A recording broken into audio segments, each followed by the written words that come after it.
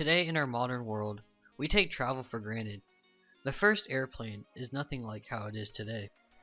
Hey, my name is Kevin. Do you know who these babies are? They are the Wright brothers, Orville and Wilbur Wright. Orville was born August 19, 1871. Wilbur was born on April 16, 1867. Wilbur was 4 years older.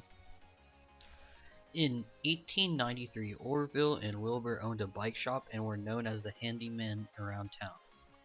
Neither of them had graduated high school but understood mechanical things very well.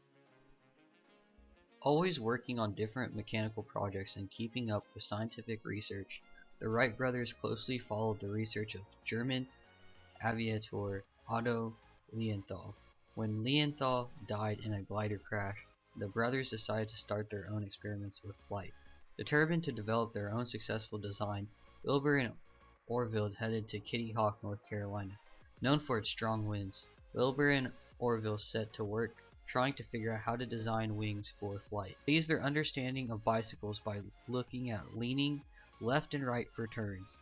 In the summer of 1901, after years of working on a glider, they do their first test. They reach an altitude of 122 meters. Wilbur is almost killed because the glider spun out of control. During the winter of 1901 and 1902, Wilbur and Orville built a wind tunnel and conducted experiments to determine the best wing shape for an airplane.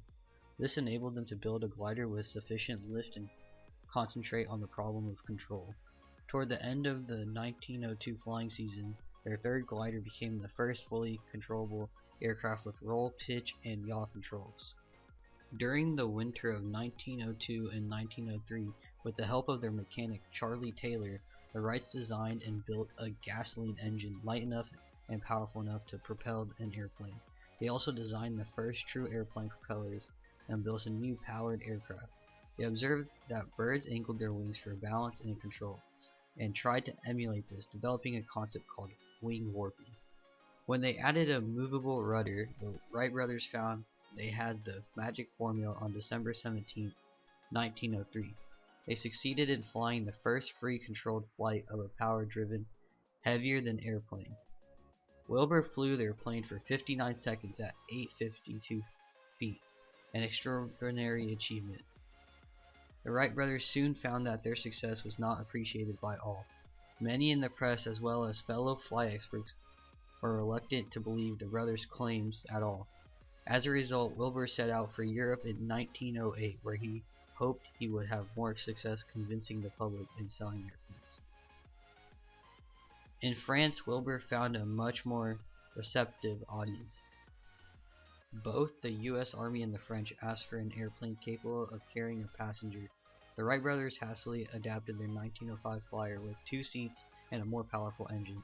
They tested these modifications in secret, back at Kitty Hawk, North Carolina for the first time in several years. The brothers parted temporarily, Wilbur to France and Orville to Virginia. In 1908 and 1909, Wilbur demonstrated Wright aircraft in Europe, and Orville flew in Fort Myer, Virginia. The flights went well until Orville lost a propeller and crashed, breaking his leg and killing his passenger, L.T. Thomas Selfridge. While Orville recuperated, Wilbur kept flying in France, breaking record after record. Orville and his sister Kate eventually joined Wilbur in France, and the three returned home to Dayton to an elaborate homecoming celebration. Together, Orville and Wilbur returned to Fort Myer with a new military flyer and completed the U.S. Army trials. A few months later, Wilbur flew before over 1 million spectators in New York Harbor. His first public flight in this native land. All of these flights stunned and captivated the world. The Wright brothers became the first great celebrities of the 20th century. The brothers became wealthy businessmen filling contracts for airplanes in Europe and the United States. Wilbur and Orville always took shared credit for their innovations and maintained a close relationship throughout their lives. Behind the scenes, however, there was a division of labor. With his sharp instincts, Wilbur was the business mind and executive of the operation, serving as president of the Wright Company. Wilbur fell ill on a trip to Boston in April 1912. He was diagnosed with typhoid fever and died on May 30th family home in Dayton, Ohio.